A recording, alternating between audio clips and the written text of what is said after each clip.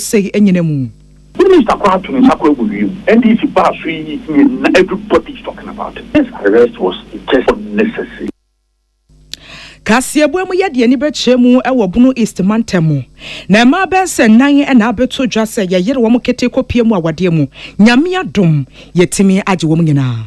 But the chimana child marriage are there kosopa enti oba ene se ote se na me ni obi kasa even this week yetimi I rescue obi. Na wiensem pika we hu ne yesin konwa yede eba besomo. Yemfa sedama nyumekowe.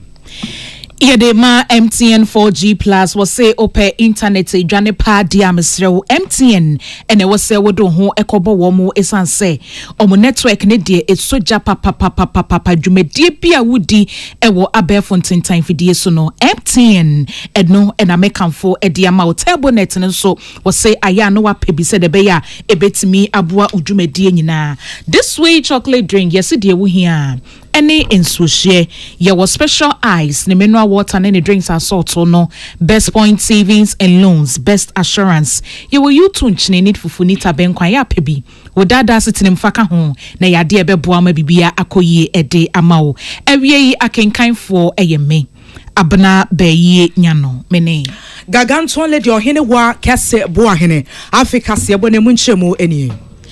Na High Commissioner Emma Omai Canada weye memu eye Her Excellency Maria Montrat na wode nsembi atudwa ne nsem no eye emwa Omai Canada epese wode boa emma edwadifo a omowo ebibrem atoye femu hanom se de be betimi aboa ama edwa no a omu edi ne mfaso wo so omunya wo so no mfaso ne betimi aba na ama emma etumpon na wode conference bi ehye so ewo enkran ha a ne nyina no efasa enhyeye ya Canada mine no anase Canada ban epese wodeboa ema na wakasa no wotre mu se eye Canadian dollars 20 million ena omayidie si honom ede ba beboa emedwadifo we bibrema toye fam ha na aman ahodo num ena eba benyemu emfaso oman Ghana oman Cameroon Benin Nigeria ena fe Burkina Faso na Her Excellency Ekasan wotre mu se yeboa eso ememu na bibibi omo ye no epem konkan na ema ediyi a omemu ni nyina so ye de ediyi enunti na Canada aban no edesa enhye esineni so a wode ba beboa ema edwadifo.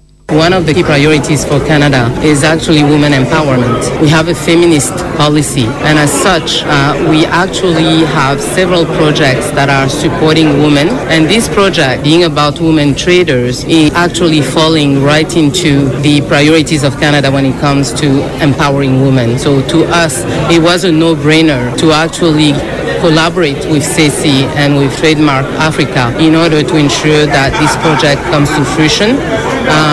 As was mentioned today, Canada is providing 20 million so that we can support women traders and ensure that they can prosper. And one of the reasons for that is that when women thrive, community thrives, the country thrives, the whole society, their family thrives.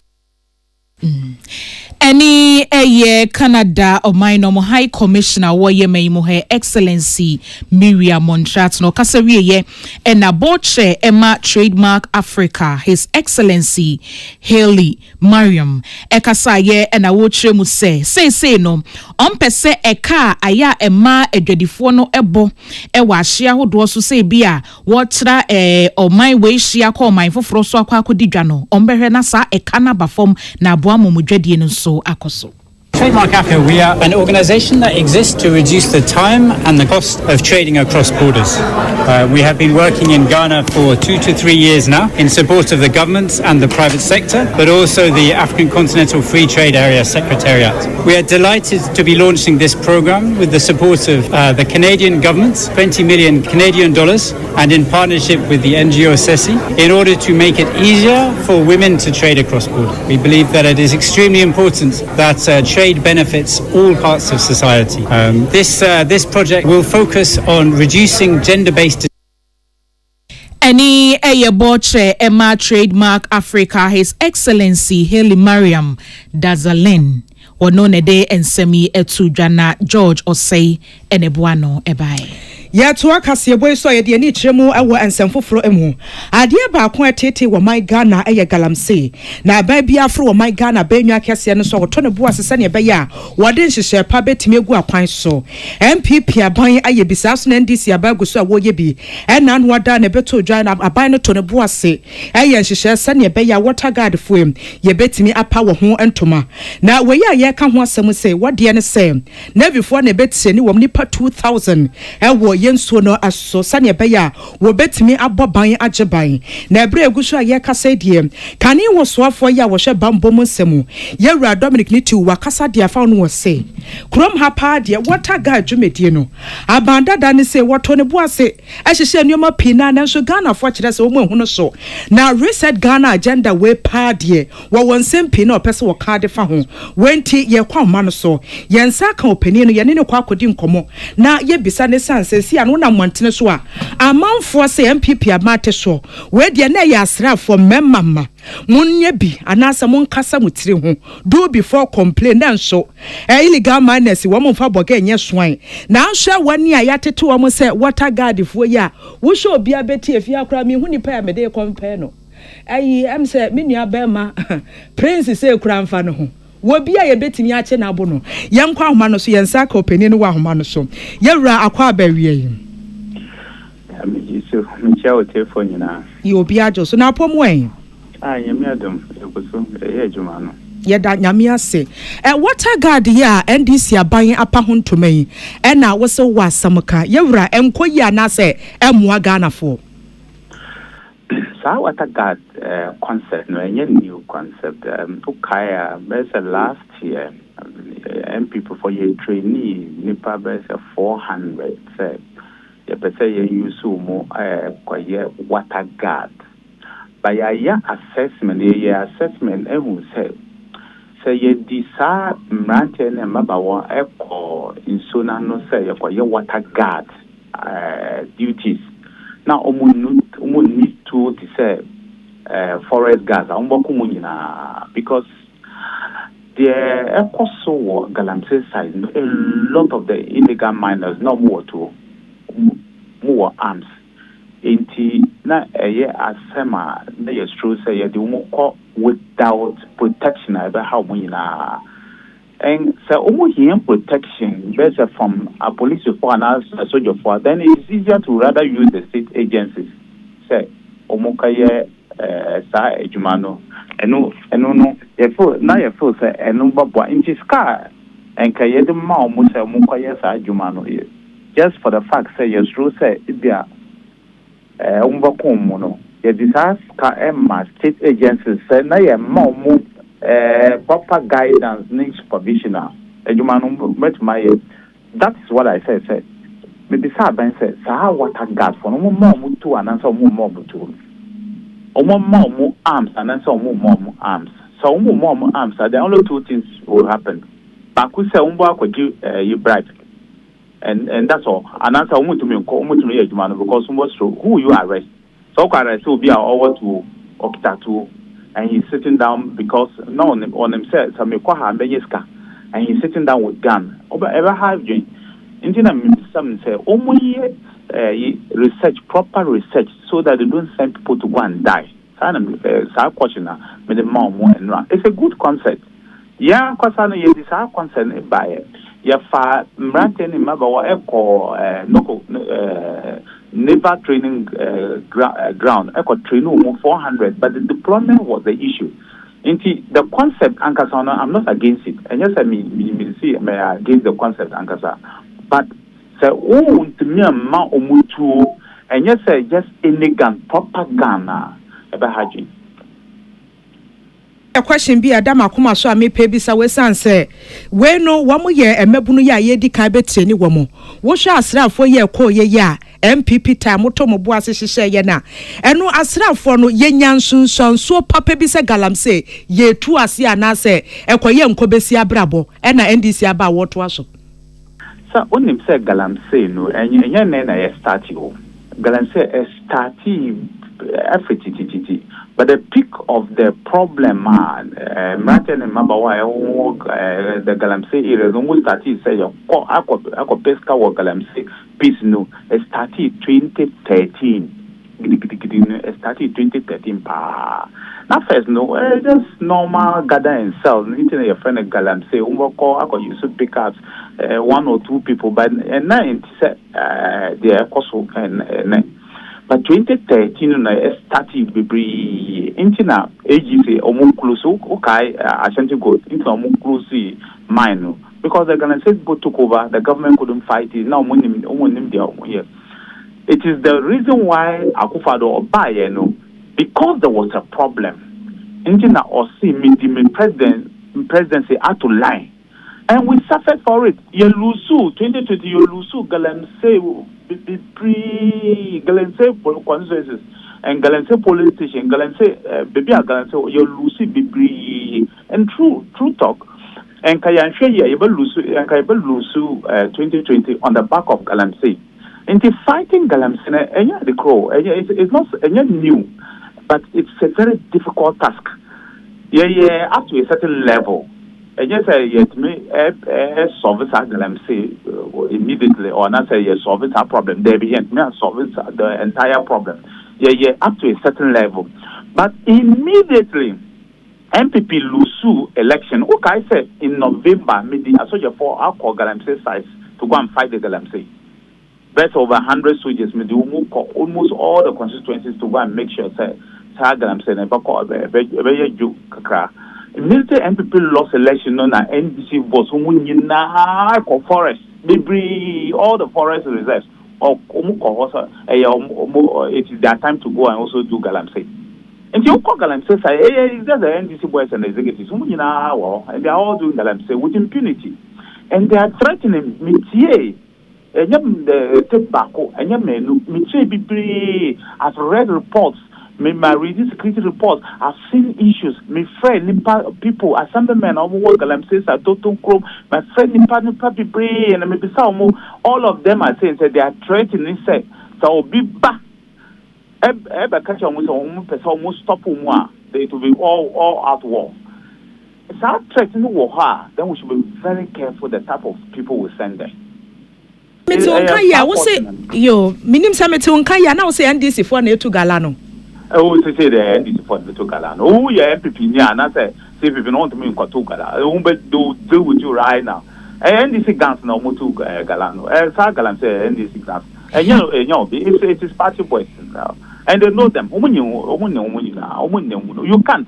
You cannot. Oh, yes, different party. You will not dare. Won't mean.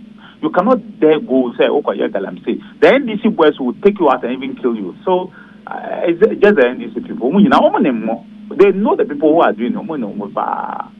Enti na chese bra na MPP te so no na ye MPP mrantie na wo mu gu kwa ebreto no mu ana wo mu se no ese se yensu. I will not be able to me journey every say majority na MPP for.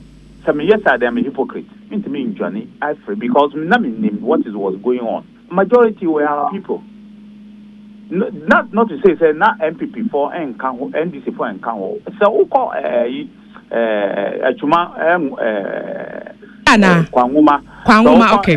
Yes, Achuma Ponua. So now who call Wasa Forest. Who call Amenfi East, Amenfi Central. Maybe an NDC forward to me. They said their MPs were. It was the NDC boys who were also doing it. Some of them were even NDC chairman. But a lot of the boys were also MPP people. But because Abena exercise, even if MPP had just won the immediate election and NDC was in power, it would have been the same thing. MPP they would chase all the NDC boys away. But to say it's just the NDC boys. But if they allow the Galamsey to go for, let's say, 2 years' time, other parties will join. MPP they will go back, CCP will go back, different people will go back and join. That's why I say yes, supporter by now almost stop it at Galamsey. And they need to do more than they are doing. And yes, I don't want to stop it at Galamsey. They need to make sure that they don't put politics into it. Some person we are yet do the stopping. stop the galamsey. Put maximum force now stopping the galamsey. But if you do half-hearted, river guard so that you give the impression say, oh yeah, man, embwa, any the embwa. Patron, the idea of quite crying say, what a guard for no.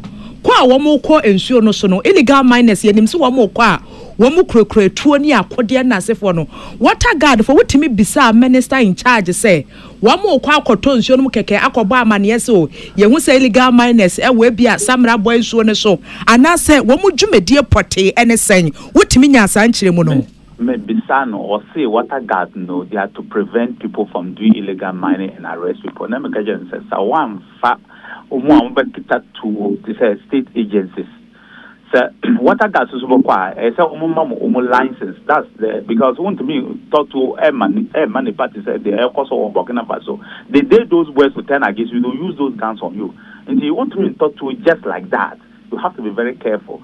So maybe someone said, water guards, no, what would they go and do that police cannot do? And I said, I saw you for and me, yeah. Maybe some, or see, they are supposed to go and assist and make sure, say, galamsey and but so, and this, that, the American says, so I'm sure, yeah. The about war, galamsey size, no, and Ghana. Ghana. Honorable galamsey inti ye betimi edi nkonim ne kun ya ye swai se wo mai I feel say ye pesa ye ndi nkonim ye betimi but it demands total commitment from everybody. Say MPP for we are the largest opposition. Say yes NDC for no in opposition to go and tell the people say ye be mama ye galamsey. Then NDC for months may succeed. What the NDC did to us, if we do the same thing to them, they cannot succeed. Because the NDC was going around telling the people, so, oh, don't worry about the MPP. Say, yeah, but we will not allow you to do galamsey. You don't have to.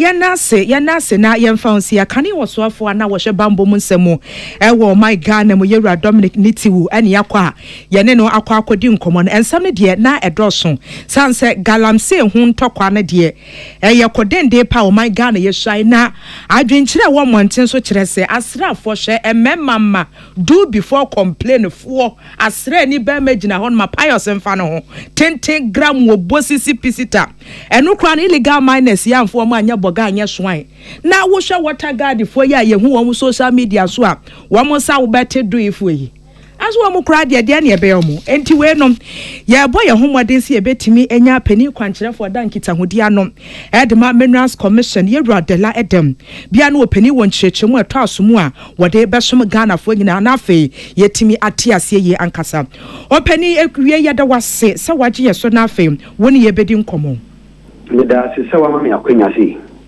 yada nyame ase me pa atwo water guard for no obetimi akire mu de akire Ghana for wo mo dwumedie pa in illegal mining fighting no ene ne ehi mini aba Midday se bebre ye ka sa water guards ya ya fa mo ya wo ma dwuma wo be ya ne wo mo ye whistle blowers in the community die wo mo no omuvunu no ma boy amane na they take action against those who are polluting water river bodies.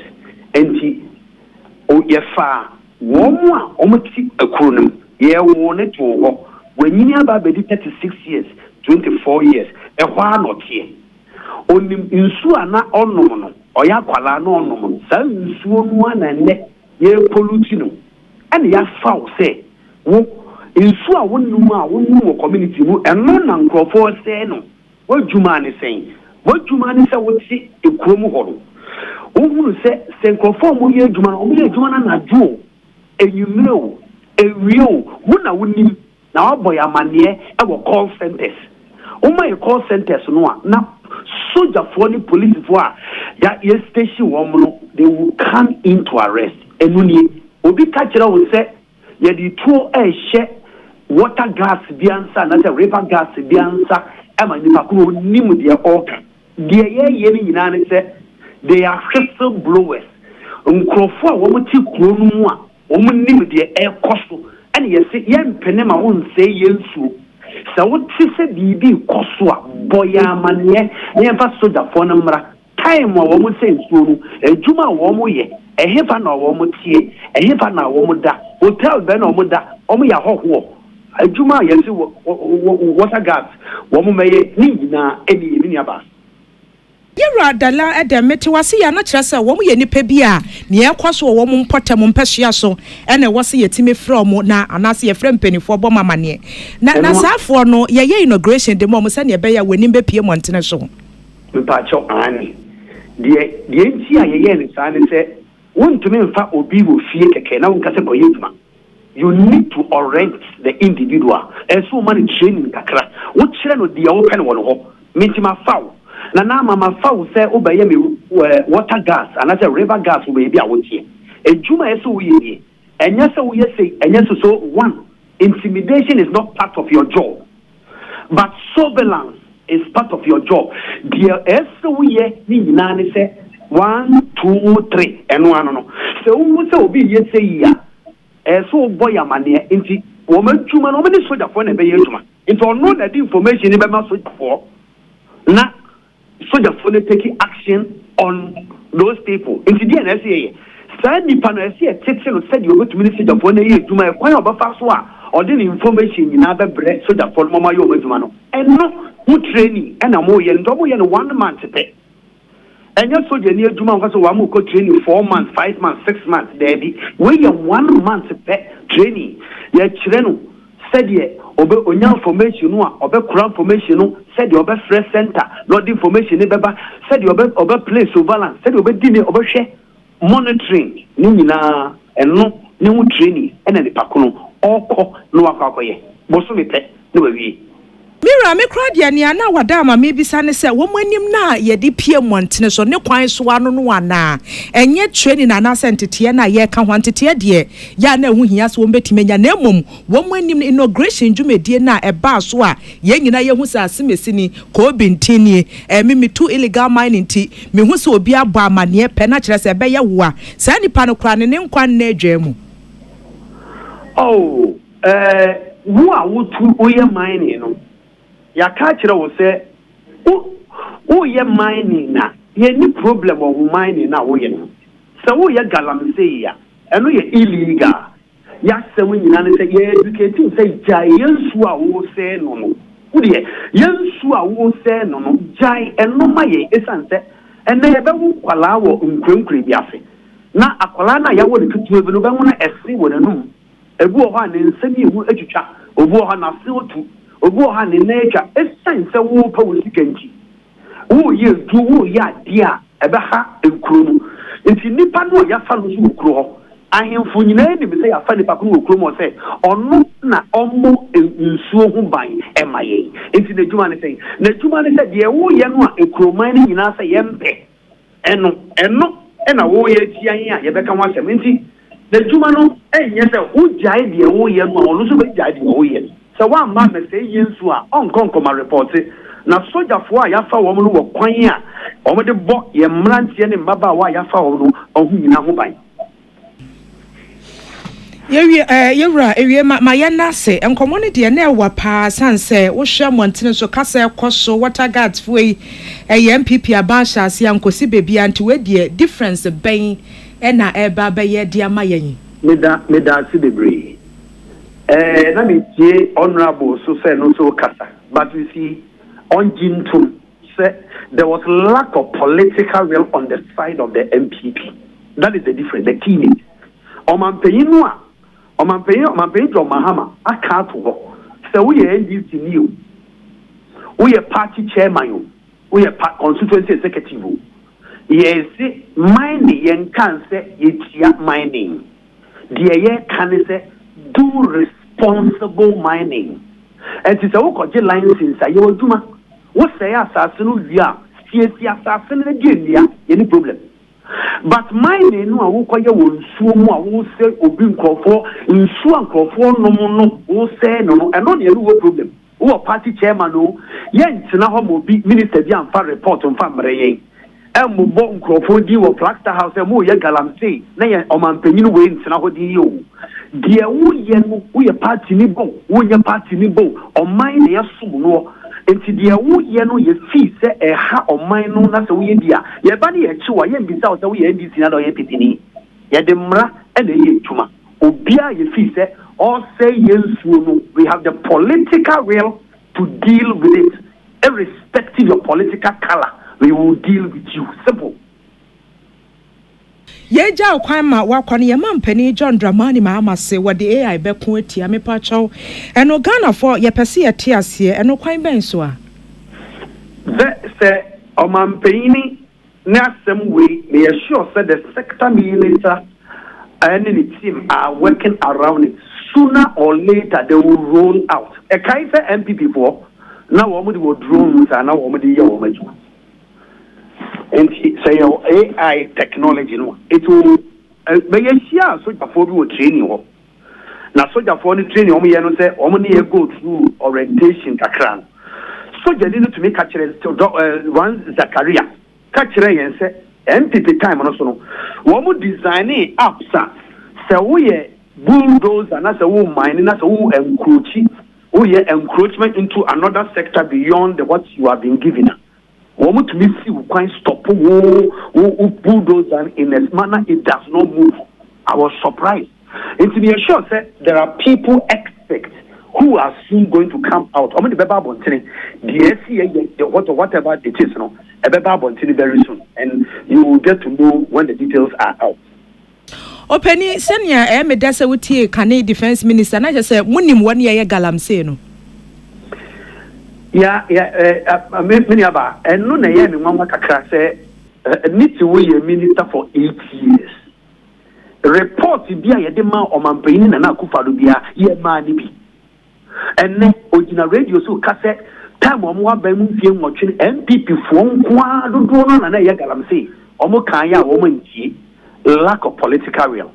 But e say ono now you do two missions in same say defense minister or interior minister. He could not implement the policy of enforcement of rules. When to me in TNA or opposition, what done in no kunyum fofro say oh na we no na over. The TNA say your man yes so say the political party in some to change. Na say say the air cost no nye. Who say so? Yes men ko say so. Yeah mo be alliance in say ko say so. And a year more be to me. Obi saying so not a defense minister, interior minister. Not say the crack out the two of them say, and see, yes, I do way. That's a cost so yeah. And see you to me too. Your chin, you know me and son nine, a jelly one more. Don't want to with the 8. Party neighbor will cry a yellow nami, Ombajai. Ewie ma ya nase encommand ye woni ya twetwe ne fefefe ma ya nase na ye mfa onsia ye tu ase awie a ye besa aba wona ase biom. Head of Communications at the Minerals Commission, Yera de la Edem Openino Aye Juman Samno, Yana Shia swinging a man for so Montiasiana, water guard the for a political will na Nina watch them a idea no, and was in a me my expert for no, and a babe can wasem. Timinia.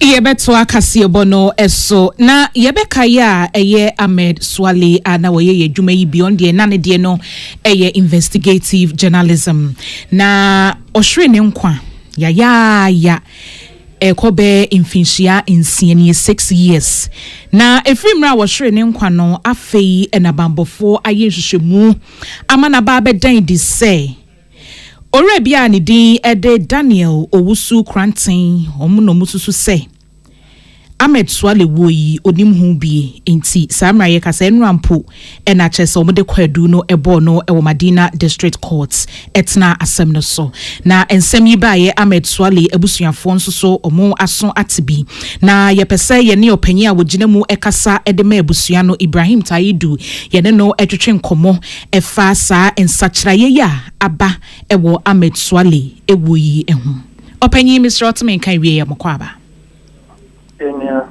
Mr. Odio Woboko die. Patoboko. Yo, de nyame ase.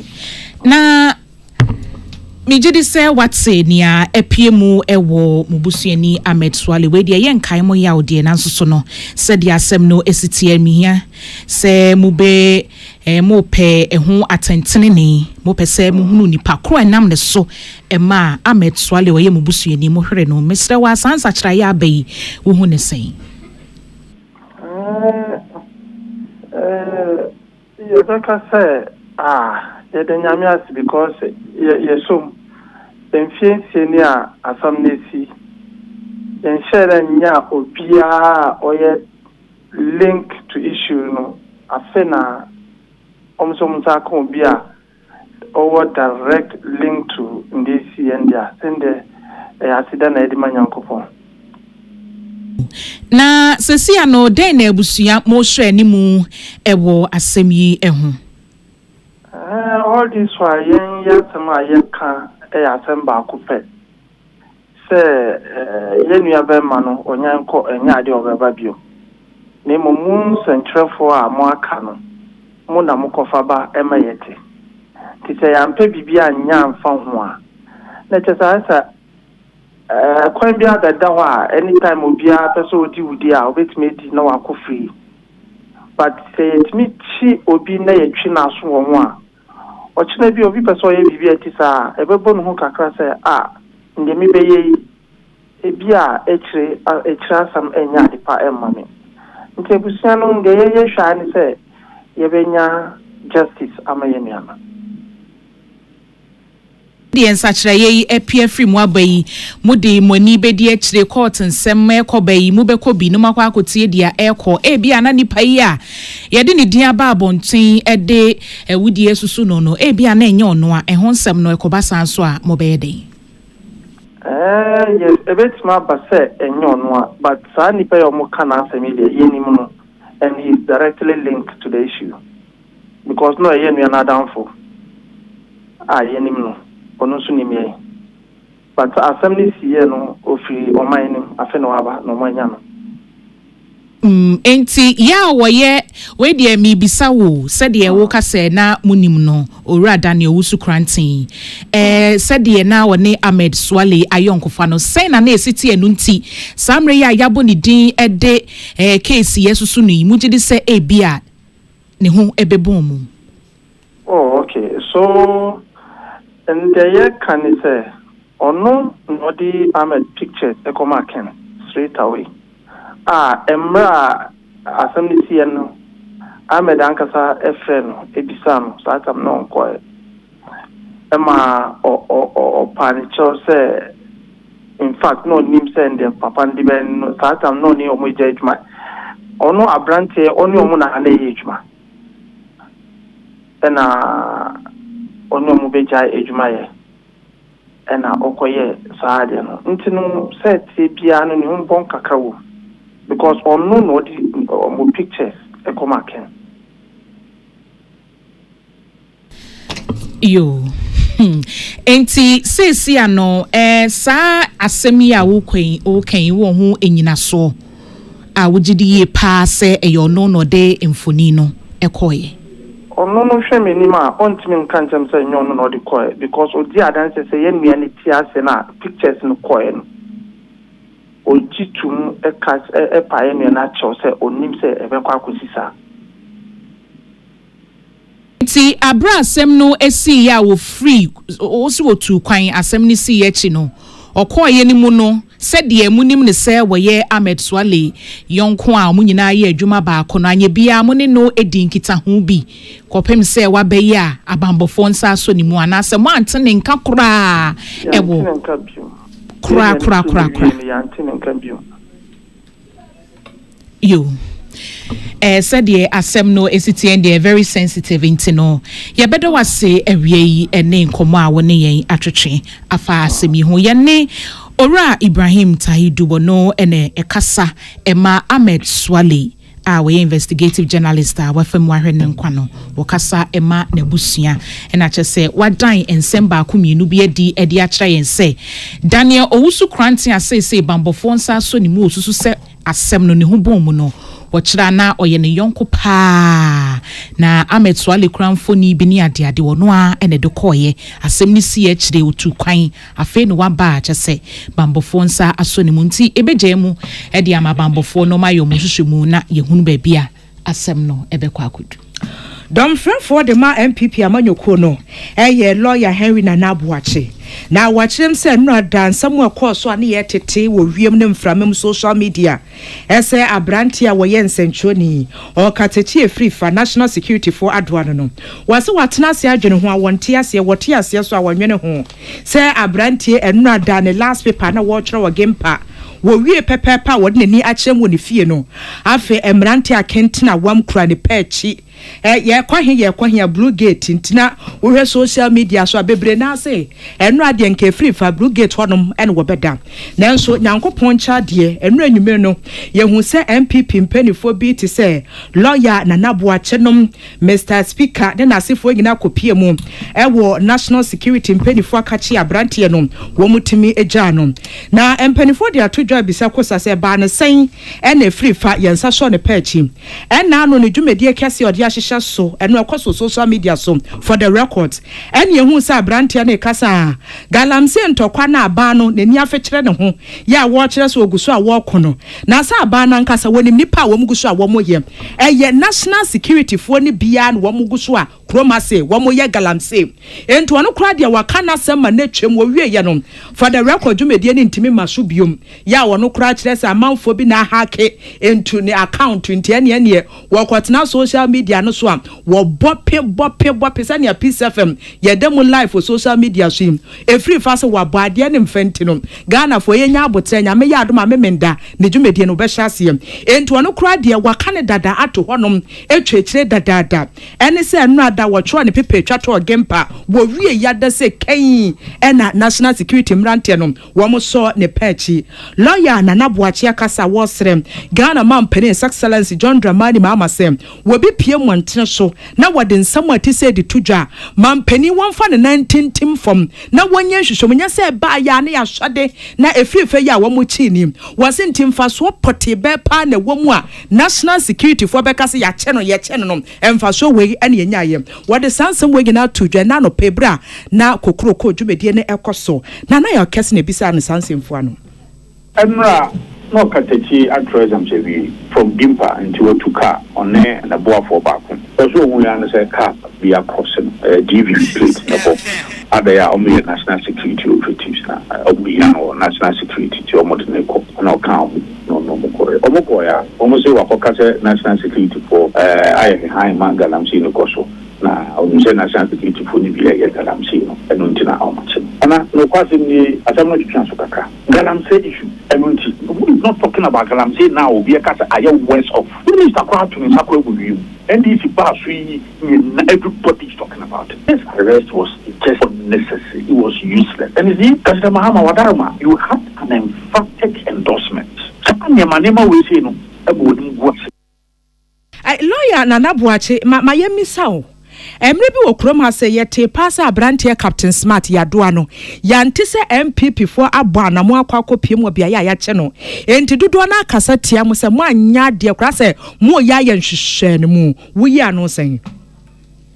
Oh, there are some of them are me in particular. Now, in fact, there have been some issues due on one. Obi kan galam say jala be topical issue. Obi kan wan sam. In fact, enyame ahemfokwa kan sa abem nkofo kan ho bi military for kan ho bi national security for kan ho bi yatia. But say obi na no say me say obi ka say e wo ready say IG go twa mo am yaku nipa. E say pe no list wo na na say dey. Kan say adambo na ya appoint adambo na ni etio e koma Emma Boko war no ekoso Adam Bona de ono na ama war no ekoso ni ata pagya sai the video went viral and at such person that is obika sana to wo okofa no so wa ko tutuna no I don't have a problem me kai said there were times smart you invite you know but say galam say be issue be e ka ho asem na say we invite you because of galam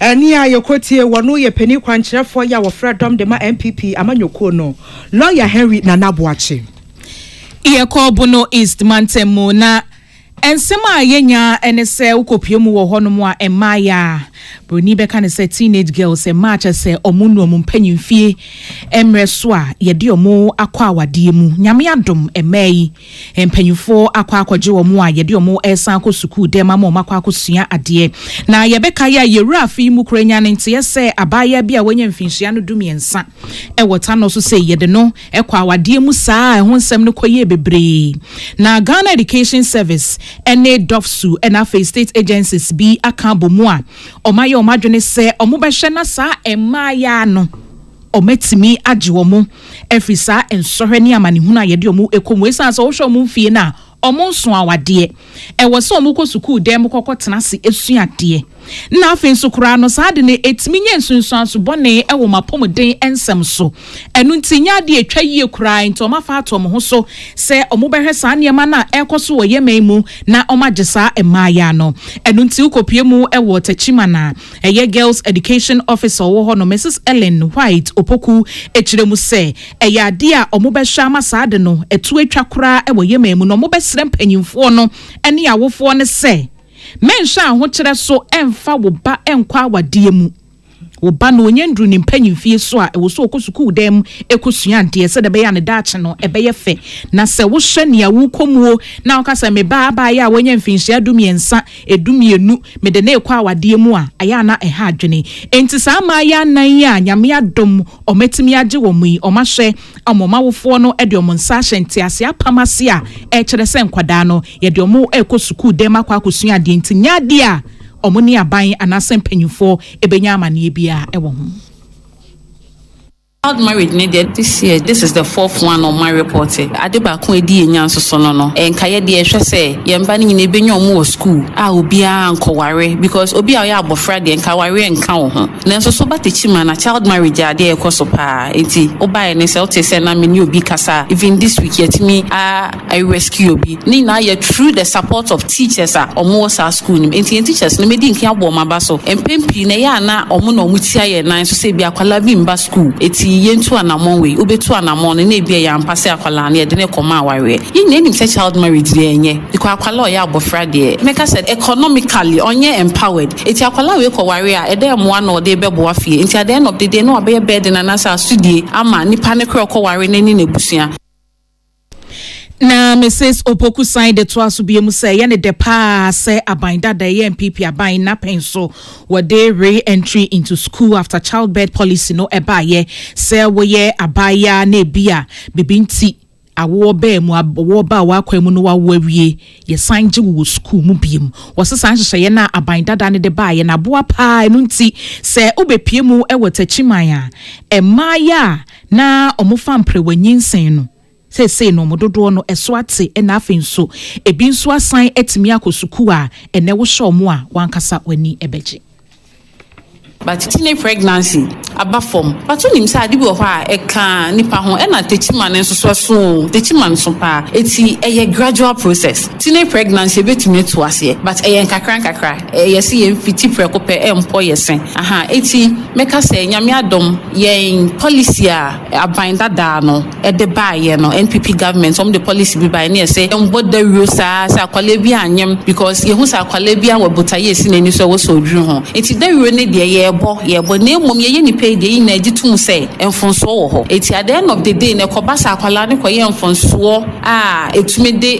enyi semba na obanyim on the way e ho na police ne sign ka say re-entry after childbirth ne krakra mu ose obebo NDC aban so se omo so omo hyehyeye mu eye afia kohomesika no omodi atodwa se emaya na omo yesuku sahodom no mbebo omo na amosin na ye de krakra ye ho se wuchima omodi bibema omo no so se aban no ayade pa obatechima na yemba ni bebre ho a enkenye sanitary pad a omo absent omo hoda enso bebre ho a omo bosome so a omo absent omo from school because bosome ne so a onya ontumi mba school and na unse health wise no ya kire omo nyoma bebre bi ye reusable sanitary pads no na pati yemba na de ba ko ehu ye ne say ya na omo fere and genuinely ye won kwala ne bi ho a they can't afford it e bi mo ho ma wofo e bi wo won nsem nti on betimi but e bi mo so ho mo ntumi kra nti na ya na de bed na to some of us here so because at the end of the month no akwala bi oye needy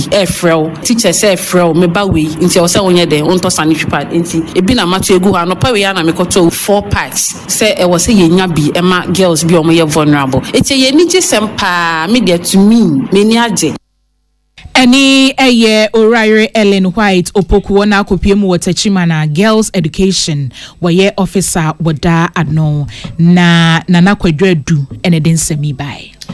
Ensantroni baako ya wabene ewo my Ghana mu dwumedie ahweta bebia eye anas areme ya anas na wopani akasa kyerem se nani age pa se asemu a wode court no nya Ghana as New Jersey ye no wo America mamu fa no kane MPP mra so bedwani Kennedy Japan ho wadi nkunim defamation case no esi ade sika ya hye Kennedy Japan se wontua emfa ma anas no eye $18 million na anas ne nsantwofo di nkomo akyerem se atemu ne de was ne kwa so ano no na sɛ ne oguso a wodi ehurusie no sɛ benya wono nkwa ne ho na emum sɛ ne be ya nsɛntwerɛfo ye betimi enya akwanye timi edi yedwumedie ne kwa so ensemfo amanfo bisa ne sa denti en wo my Ghana court ahodo do so pa wo kroma ase nanso okukura asɛm no kopie mu wo America court wa enei wetimi edi nkunime sanse wono ankasa 2018 asɛm no court ha anko bebi ya enti America mamu na so wedi nkunimu a amanfo se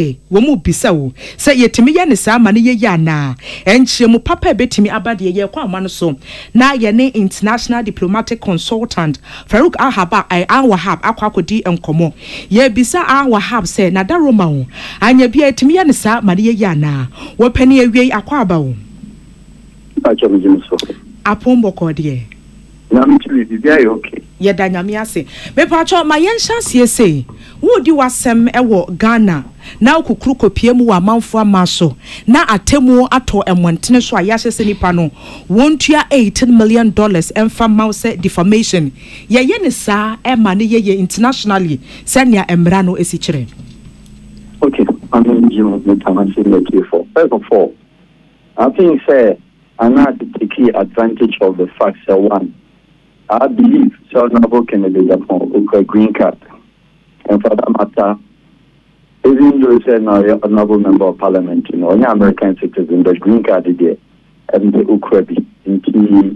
Maybe the lawyers might have researched on say the American green card holder there, one can hold say they are American or all, and it means the case edible.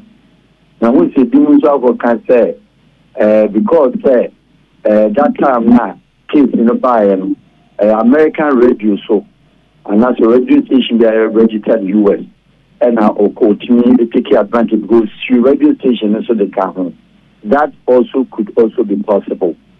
My question here is that in the state of United States of America now obi for Ghana i.e. Odu Obiako about American court. Not defamation, a cost of 18 million. There is no country in this world that only involved in defamatory comments against themselves, including high-profile personalities called American celebrities. People get up and claim that when such defamation case goes to American court, what do they and how much? President Clinton was sitting in an office when, as a president in 1994, a United States, Obisori said he was a weed smoker, our Akan saw. Is there any defamation more than this? How much was that resulted into when Clinton sued that person for defamation as sitting president? So you look at it from this point. My argument is that, one, Anas, a Ghanaian. Two, Anas at the similar issues at the Cotinian Techi. Claiming that is the number 12. Am I young now Ghana for jubility no of them in Cameroon? Was he able to prove to FIFA? You reduce Anas is heading towards FIFA. You go here. Or the petition. FIFA can't uncle publishing its news. International Airport FIFA does not deal with an individual. FIFA for the year such on Nakosinian Teki and said there was nothing wrong. That defamation that resulted into the destruction of Akosinian Teki today, no. if Akwesina also left and take the same case to International Court of Justice, I was expecting say it would have been a case of International Court of Justice, meaning say if in International Criminal Court or whichever court international, you will do Arusha, Tanzania, you will do a Gambia, ECOWAS there, and that's a Commonwealth there. And in Ghana, na to feel say when the right verdict no or the America. So look at this America for the DSM, and the American jury system. Either you pick 12 or more, and I pick 12 or 8. And I think in the case of Anna Snekendiano, an 8 juror member, and woman, all of them unanimously say this is the case Anna has. Defamatory in that sense now show there, and you might be okikaina. Yes, every defamation is defamation. Nevertheless, you look at the gravity and the gravitas of it, and the value and the heaviness of it, Nobody heard that the case was even ongoing, and the jury had managed to complete and decided and given their verdict and call for an amount of $18 million. For God's sake, they know, say, the man has maybe properties in America, and that is where the Americanization and American comes in.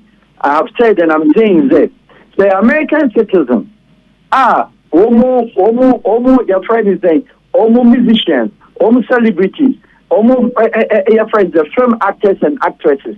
But then defamation, including Michael Jackson and baby call, women in the history of America.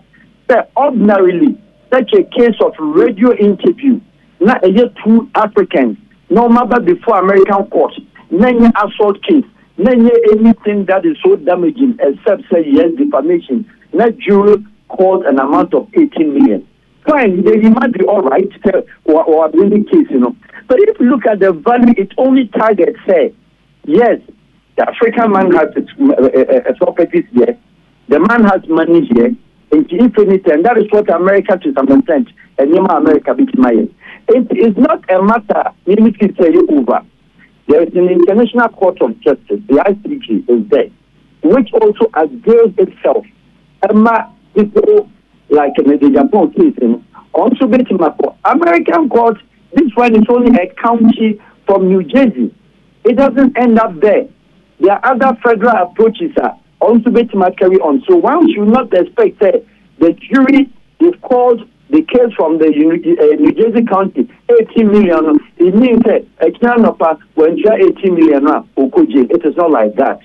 There are other processes because the court, just like our system, your district court, and your ward state, any other court. So you can still also uplift and appeal against that kind of jury decision. And Tima will be and say it is the end and the 18 million is given to him. But then let us also agree and admit, say, the same way has Anna done anything about the damaging and the defamation of Akwesina Ntege's integrity, who by now, as we speak, would have been the past president.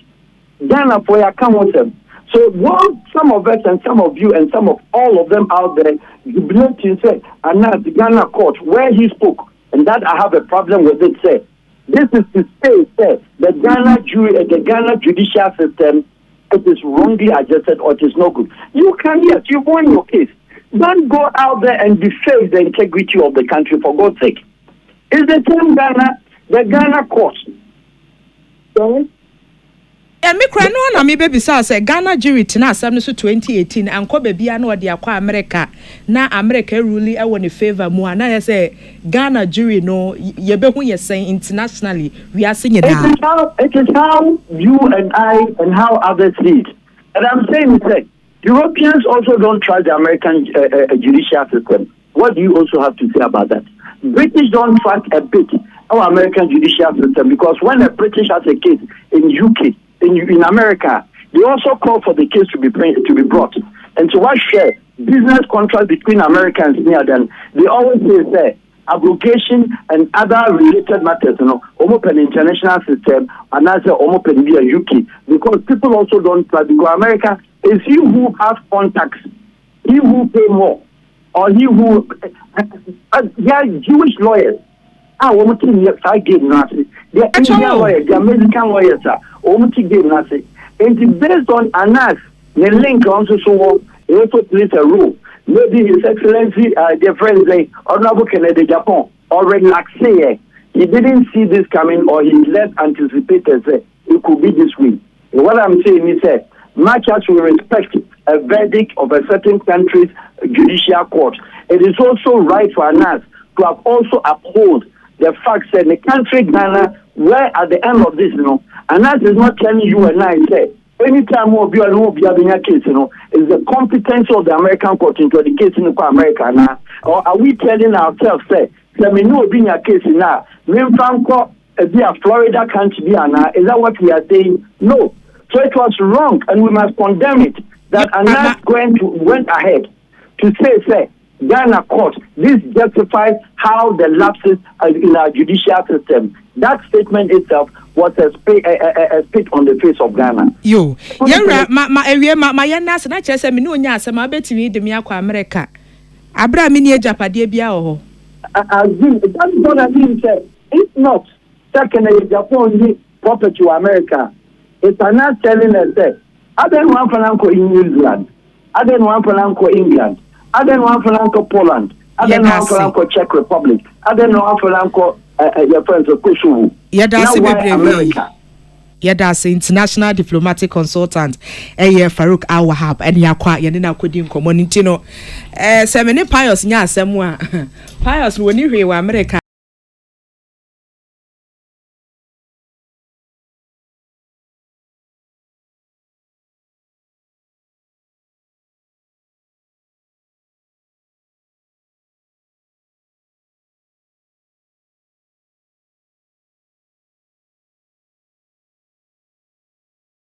FM. So wakoma ho hyehyew ana ebo periperi de broni kan hardware no a e de na se woye na se woyam so atim so wo be pack na farmer Martin's liver salt akira kwan entem ahwie nsu agu glass mo ate Martin's liver salt no ba ko no na wo de agum wo be hu se ehuru wa glass ni mu na wanom Martin's liver salt ye won orange flavor ana ba ko so ye plain wonumu a ho beto nemum edi na anu na ho ntowo a ko hu doctor. Peace FM. Tune it in, turn it up, Peace FM, and rip off the knobs.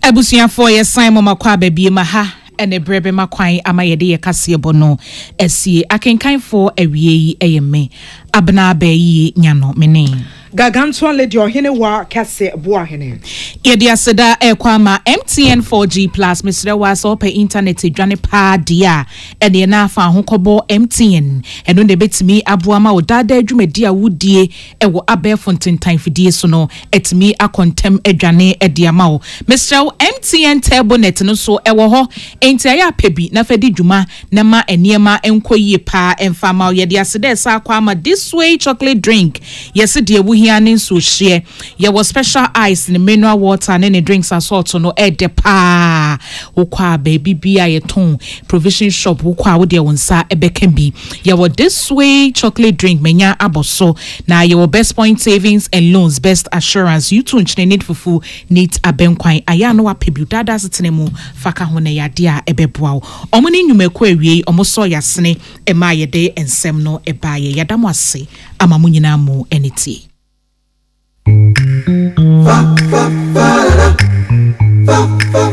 Sampanite, sampania futu sam. Already you non cosuna, be seven. Sampanite, sampania futu sam. Already you non cosuna, be seven. Be seven. Station papa, be seven. Bonum mamatia, say, and some bango.